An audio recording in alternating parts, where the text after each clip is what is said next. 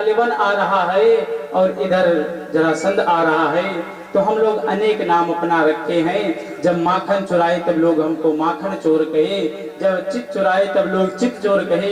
आज एक नाम और बढ़ाने का मन करता है। बोले क्या?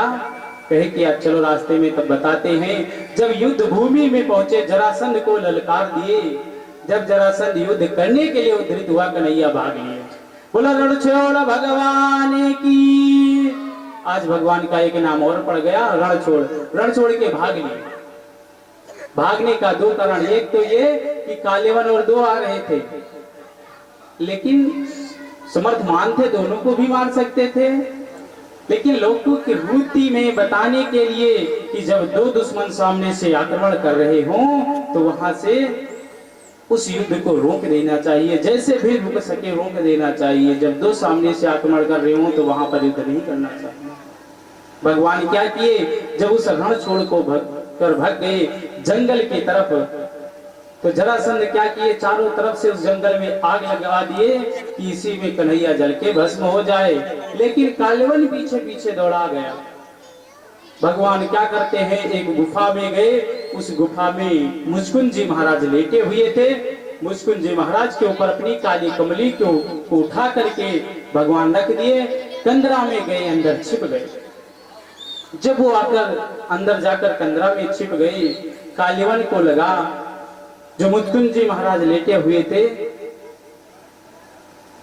तो कालिवन को लगा कि यही कन्हैया है। और क्या कह रहे? गए अपने चरणों से कालिवन और मुचकुंद जी को खींच के एक लात मारा। जैसे लात मारा, मुचकुंद जी महाराज उठ के बैठ गए। मुचकुंद जी महाराज जैसे उठ के बैठे तो क्या हुआ?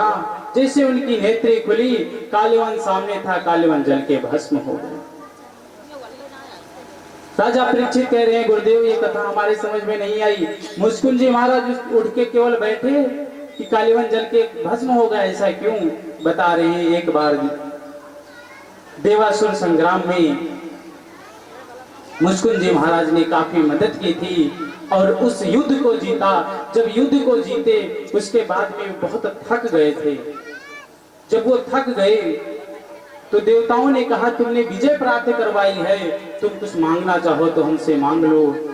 तो मुचकुंद जी महाराज क्या मांगते हैं? कहने, अगर आप लोग हमको कुछ देना चाहते हो तो यही वरदान दे दो कि मैं थका बहुत हूं, किस दिन खूब सोऊं, खाली मैं सोता रहूं। देवताओं ने आशीर्वाद दे दिया कि जाओ, जब तक तुम सोना चाहो सो। अगर तुम्हारे सोते समय कोई तुमको जगाए तो उस समय वो जलकर भस्म हो जाएगा। इसीलिए आज कालिवन जल के भस्म हो गया। भगवान ने द्वारिका बसाई। जब द्वारिका बसाई तो द्वारिका के राजा बन गए। जब राजा बन गए तो इसके बाद में क्या हुआ? भगवान का विवाह होता है। नैवत देश के एक राजा हैं जिनकी पुत्री है रेवती। उसके साथ में बलराम जी का विवाह हुआ। बलराम जी का विवाह हो गया। उसके बाद में क्या हुआ? आज एक भीष्मक नाम के राजा हैं, उनके 5 पुत्र हैं और एक कन्या है, जिसमें कन्या का नाम है रुक्मणी और भाई लोग हैं रुक्मी, रुक्मकेश, रुक्मवाह, रुक्मांगद, ये सब भाई लोग हैं। भीष्मक तो चाहता है कि मेरी बेटी का विवाह भगवान के साथ में हो, लेकिन जो उनका बड़ा बेटा है रुक्मी, वो नहीं चाहता है। वो चाहता है कि हमारे मित्र जो शिशुपाल हैं उनके साथ में हमारे बहन का विवाह हो। लेकिन देखिए, जो रुक्मणी है केवल भगवान की कथा सुनी थी, भगवान के नाम का गुणगान सुनी थी और उसी दिन अपने मन में ठान ली कि अगर पति बनेंगे तो हमारे पति यही बनेंगे। सुप्ता गुणान बता रहे हैं, केवल हमने उनका केवल कानों से अपने उनका गुण सुनी, उनका केवल मैं बखान सुनी हूं, ना मैं आज तक देखी हूं उनको। रुक्मणी ऐसा कह रही है। लेकिन यहां जब विवाह की तैयारी होने लगी, रुक्मणी के विवाह की तैयारी होने लगी, जो रुक्मी है वो शिशुपाल को न्योता दे दिया कि बारात लेकर आओ, विवाह होनी है। यहां क्या हुआ? रुक्मी रुक्मणी परेशान हो गई कि अरे अब क्या किया जाए। भाभी के पास में पहुंचे, रोने लगी कि भाभी हमने कन्हैया को अपना पति मान लिया है और मैं उसी को भरूंगी, अगर वो नहीं मिला तो मैं अपने प्राण को दे दूंगी, लेकिन शिषपाल के हाथ में नहीं जाऊंगी। अरे मेरे बाके बिहारी पिया चुरा दिल मेरा लिया, बाके बिहारी पिया चुरा दिल मेरा लिया। अरे हाय हाय तूने ये क्या किया, हाय हाय तूने ये क्या किया। मेरे बाके बिहारी पिया चुरा दिल मेरा लिया, बाके बिहारी पिया चुरा दिल मेरा लिया। क्या हुआ? जब रुक्मणी अपने भाभी के पास में गई, अपने भाभी से कहने लगी, भाभी क्या किया जाए, हमने कृष्ण को अपना पति मान लिया है। तो उनकी भाभी कहती है कि देखो तुम कन्हैया को एक पत्र लिखो, एक पत्र लिखो, उस पत्र में अपनी सारी बात को लिख दो। जब ऐसा कहें, आज रुक्मणी एक पत्र लेती है, उसी पत्र में अपनी सारी बात लिख देती है कि हमने आपका केवल वर्णन सुना है, हमने केवल आपका बखान सुना है, आपको मैं पति मान ली हूँ, लेकिन मेरा भाई शिषपाल के साथ में विवाह कर देना चाहता है। अगर आप हमको वर करने के लिए नहीं आएंगे तो मैं अपने प्राणों को छोड़ दूंगी, लेकिन विवाह नहीं करूंगी। अगर आप आना चाहते हैं तो हमारे यहाँ एक प्रथा है कि माता गौरी का पूजन किया जाता है। माता गौरी का पूजन करने के लिए हम सुबह जाएंगे। उस पत्र को एक ब्राह्मण के हाथ में दे दिया, वो ब्राह्मण लेकर गया और कन्हैया को जब दिया, कन्हैया उस पत्र को पढ़े। पत्र को पढ़ने के बाद में सुबह हो गई। जब सुबह हुई, कन्हैया आज देखो, जब कहीं जाते थे, कहीं निकलते थे तो बलराम जी से बता के जाते थे, लेकिन आज बिना बताए चल दिए। क्यों नहीं बता रही? अरे विवाह करने जा रहे हैं, बड़े भैया हैं तो शर्म तो आएगी ही बड़े भैया से कहने के लिए कि भैया हम विवाह करने जा रहे हैं, इसीलिए नहीं बताई। आज भगवान सुंदर सुंदर वस्त्रों को पहन करके निकल रही है।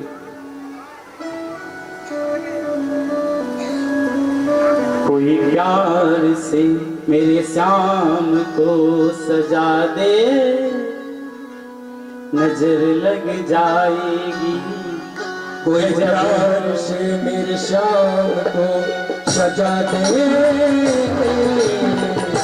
गजब हो जाएगा, गजब हो जाएगा। कोई प्यार से मेरे श्याम को सजा दे, गजब हो जाएगा, गजब हो जाएगा, गजब हो जाएगा, गजब हो जाएगा, गजब हो जाएगा।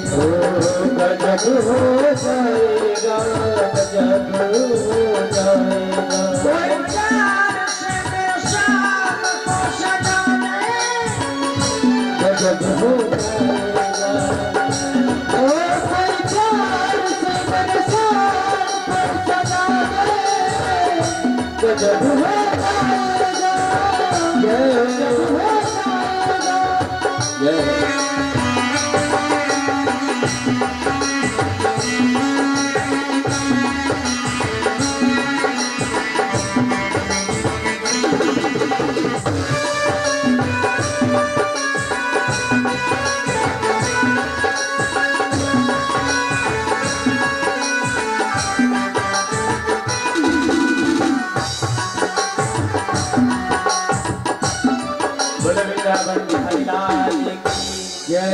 समय अभाव होने के कारण कथा को शीघ्र बढ़ाया जाएगा। क्या हुआ?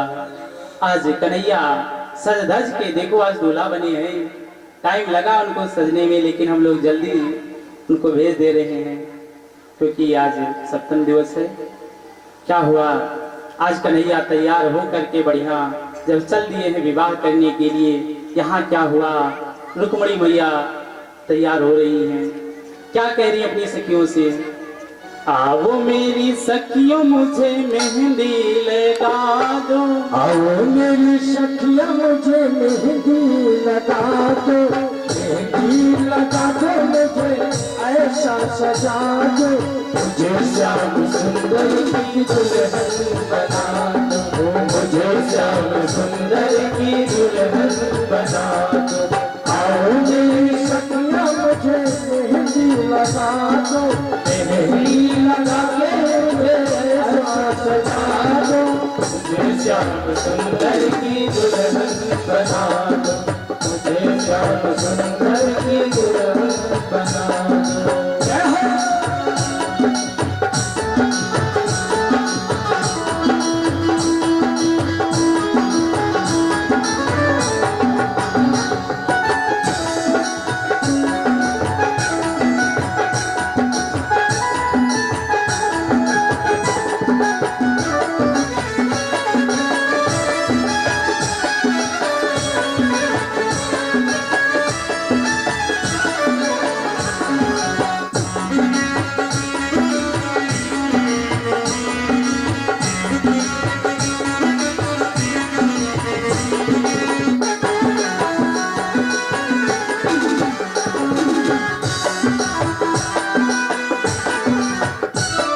बोलो वृंदावन बिहारी लाल की।